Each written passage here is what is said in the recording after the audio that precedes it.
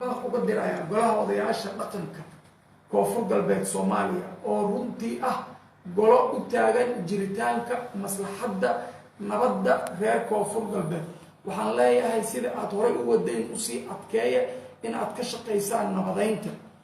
waxaan si wada jir ah baaq ugu dirayaa shacabka reer koonfur galbeed in ay ku dadaalaan xasiloonida ka shaqaynta dadkooda iyo deegaankooda, ayna ra'yigooda iyo dareenkooda siday u cabirayeen si nabad ay u cabiraan, aysanna noqonin mid baajisa ama joojisa hanjabaadaha iyo caburinta lagu hayo sidii ay dareenkooda u muujin jireen.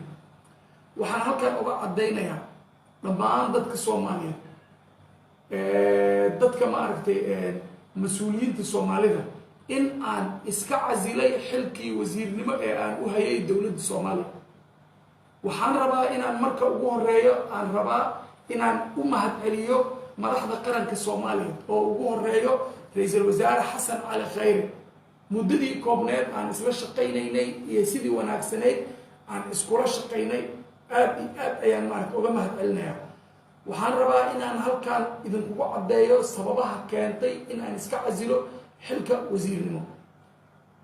waxyaabaha ama sababaha dhaliya inaan xilka wasiirnimo iska casilo waxaa ugu horeeya koow, maamulkii iyo dowladdii aan ka tirsanaay oo aynan jirin meel ay ku go-aan gaareen in la farageliyo maamulka gobolka, maamulka koonfur galbeed Soomaaliya iyo guud ahaan maamulada kale.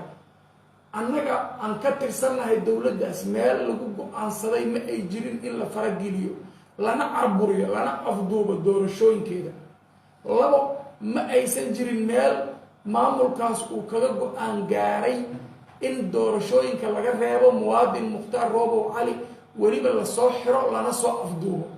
saddex, ma aysan jirin meel looga go-aan gaaray in maaragtay ma aysan jirin meel looga go-aan gaaray in la diido in lala tashto mas-uuliyiinta, xildhibaanada, wasiirada, guddoomiyaha baarlamaanka, lagalana tashto aayaha iyo hagidda siyaasadda deegaanka iyo dadka reer koonfur galbeed, taas oo ay diideen maamulkii iyo dowladdii iyo xukuumaddii aan ka tirsanaa. ayadoo ay muuqato in la hareer maraayo ku dhaqanka dastuurka, shuruucda dalka u degsan iyo xeerarka dalka u yaala. haddaba waxaan go-aansaday inaan iska casilo xilkan maanta ay taariikhdu 16 Diseembar sanadka 2018. waxaana u go-aansaday inaan markhaati kasii ahaanin dulmiga iyo dhibaatooyinka lagu hayo dadka Soomaaliyeed iyo dalka Soomaaliyeed. waxaan u ballan qaadayaa sidii aan horeyba ugu ballan qaaday dadka Soomaaliyeed inaan ugu shaqeeyo ka wakiil ahaan, xildhibaan ahaan, xildhibaannimada baarlamaanka federaalka Soomaaliya in aan ugu shaqeeyo ayaan u ballan